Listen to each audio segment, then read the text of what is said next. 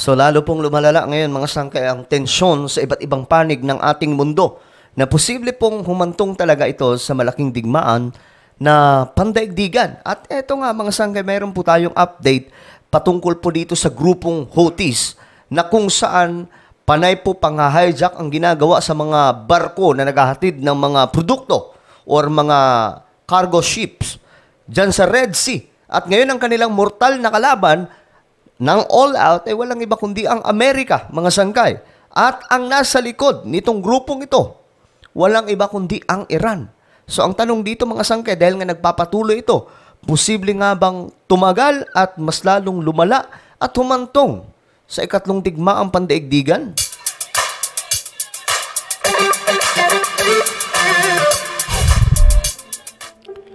Hello guys, what's up? No? Magandang oras po sa lahat ng mga nanonood ngayon. Lalong-lalo na po yung mga solid sangkay. Okay, bago tayo magpatuloy, syempre, pag-subscribe po muna yung ating YouTube channel. Ayan po, sa baba ng video na to makikita nyo po mga sangkay yung subscribe button. Pindutin nyo lamang po yan, then click the bell and click all. At kung kayo naman po ay nanonood sa Facebook, huwag nyo pong limutan na i-follow ang ating Facebook page. Okay, at ito may papagawa lamang po ako sa mga nanonood po ngayon sa Facebook. Okay, sa mga nasa Facebook lang. Ito gawin nyo ito habang nanonood kayo, may makikita kayong tatlong tuldok sa bandang itaas sa mismong video na to. Ito mismong video na nakikita nyo. Tatlong tuldok, tingnan nyo na lang ngayon. Tatlong tuldok sa ibabaw ng video ko. Ngayon ang gagawin nyo dyan, pindutin nyo po. Pag natapos nyong pindutin, may lalabas po dyan na show more. Pindutin nyo po yung show more. Okay? Okay ba yun? I hope na nagigets po ng lahat. Show more. After nyan, i-click nyo rin po yung notification bell. Ayan po, makikita nyo katabi ng subscribe. Tapos i-click nyo po yung all. So, that's how simple. Napakadali lamang mga sangkay. So, okay, dito na po tayo. Rekta na po tayo sa ating pag-uusapan ngayon. Itong Houthis, okay, na panay po pang-hijack sa mga cargo ships sa Red Sea. Ngayon mga sangkay, inaatake na po sila ng Amerika. Ayan po dito, Houthi attacks in the Red Sea increase worry over the spread of war. So marami ang nag-aalala mga sangkay dahil possible di umano lalo pong magpalala sa tensyon at lumawak po ng lumawak ang digmaan na ito. Ganun po ang nangyayari mga sangkay ngayon sa ating mundo. Ayon po dito, 3 Houthi rebel boats in Yemen were sunk by American helicopters. Kasi ngayon mga sangkay, on the move na po ang United States of America. So ayon po dito, tatlong mga boats di umano ng Houthi ang napalubog nitong American helicopters nitong December 31, 2023, bago po mag-New Year. These boats had launched a new attack on container ships in the Red Sea. Kaya naman pikon na pikon po ngayon ng Amerika, mga sangkay. Ngayon, tingnan po natin, saan ba itong Red Sea? Kasi itong, ayan, makikita nyo po itong helicopter. Yan po ay helicopter ng Houthi rebel. Inaatake po nila itong mga barko na mga dumaraan, mga sangkay sa Red Sea. At itong mga barko, hindi po yan basta-bastang barko lamang. Karga po dyan yung mga oil, supply ng mga produkto sa iba't ibang panig ng mundo. Tapos yan po ang ginagawa. Ngayon, eto po mga sangkay, saan nga ba yung Red Sea na yan? Kasi marami, I'm sure, marami ang naku-curious. Ang Red Sea po, if you remember mga sangkay, tinawid po ito, 'di ba? Ang story po ng Israel, nung sila po ay ginawang alipin ng Ehipto at iniligtas po sila ng Panginoon sa pangunguna po ni Moses. Tumawid po sila mga sangkay dito sa Red Sea. At pinangako ng Panginoon na makakarating po sila sa Land of Canaan. Yun po yung Land of Promise. Walang iba po ngayon kundi ang bansang Israel. Ngayon mga sangga, ito po yung Red Sea. Yan po, napakalaking dagat din po niyan.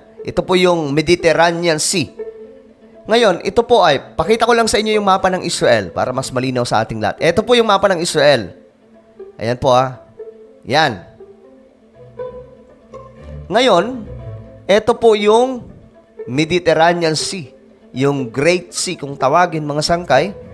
Tapos, ito po yung Red Sea. So, malapit po sa Israel. Okay, nakikita nyo na yung picture, no? Ngayon, dito po mga sangkay, ginagawa nitong Houthi rebel ang pag-atake sa mga cargo ship na papunta sana sa iba't ibang panig ng mga bansa sa ating mundo. Ayan po, makikita po natin, malapit po dyan itong Red Sea. May Saudi Arabia, ito Africa, Egypt, Sudan, at marami pa pong ibang mga sangkay. So, napakalawak din po ng dagat na ito. Kaya nga lang, yung Houthi, dito po nila hinaharang yung mga barko. Naalala nyo, may mga Pilipino pa nga po, mga sangkay, ang kasama sa nakuha nitong mga to. Kaya naman mga sangkay, itong Amerika, napipikon. Kaya nagdeklara po sila ng all-out na po ng pag-atake laban po sa mga ito. Sila na po mismo ang nagbabantay ngayon sa Red Sea.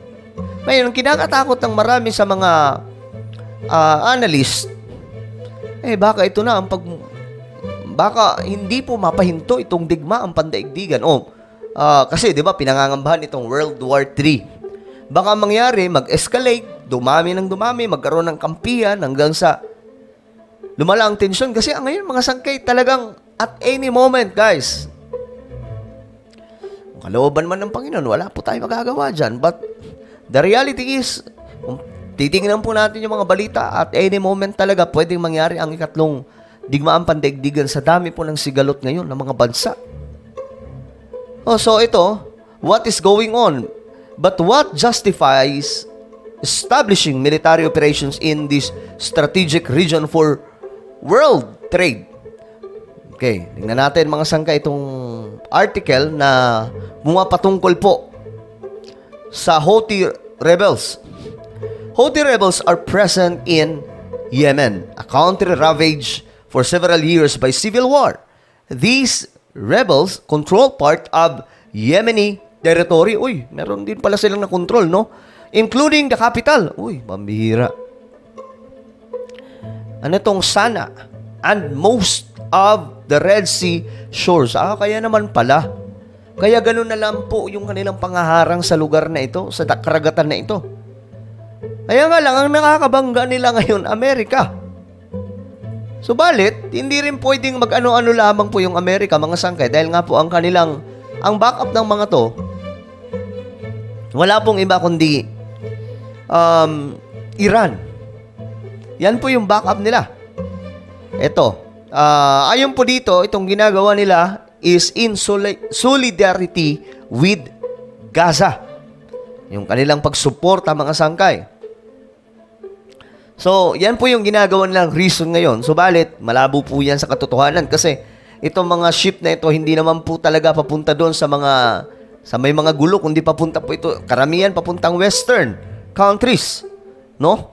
Itong ginagawa, itong mga cargo ships. Ayan, the shadow of Iran. Ito na, mga sangkay. But behind these operations, wala pong ibang nasa likod nito, kundi ang Iran. Sila po yung sumusuporta. Ayan po, publicly supports. Sila rin po ang nagsusupply ng mga weapons, though dinideny po nila. So ngayon, mga sangkay, nakaraan lamang, ang Iran ay nagpalabas na po doon sa Red Sea ng mga pandigma sa karagatan. So ito po yung mga target nila, targeted commercial ships. Mga commercial ships pa itong target nila, mga sangkay. Ito, from 35 different countries from the coast of Yemen, using drones and missiles. That is why ang Amerika, mga sangkay, ay gigil na gigil. Dahil nga ayaw po nilang ginagawa ito ng mga, itong grupong to, mga sangkay. Kasi sino ba naman ang matutuwa? Itong mga cargo ships na target nila, ito pa po ay hindi mga basta-basta mga barko. Naghahatid po ito ng mga malalaking supply sa iba't ibang mga bansa, lalo na sa Western. Pero kayo, tatanungin ko mga sangkay, is it possible guys na lumawak ang digmaan na ito? Dahil marami pong mga eksperto ang nag-aalala sa nangyayari ngayon sa Red Sea. What is your opinion? Just comment down below. Now, I invite you. Mayroon po akong Facebook group, no? Ito po ay exclusive lamang para sa mga solid sangkay. Hanapin nyo po ito sa Facebook kung ikaw ay talagang 101% na solid sangkay. Ito po, highlight ko na lang. Ito yung hahanapin. Itatype sa Facebook. At kapag nakita ko nyo na, mag-join group lamang kayo. Pero make sure na masasagutan nyo lahat ng mga tanong para po kayo makapasok.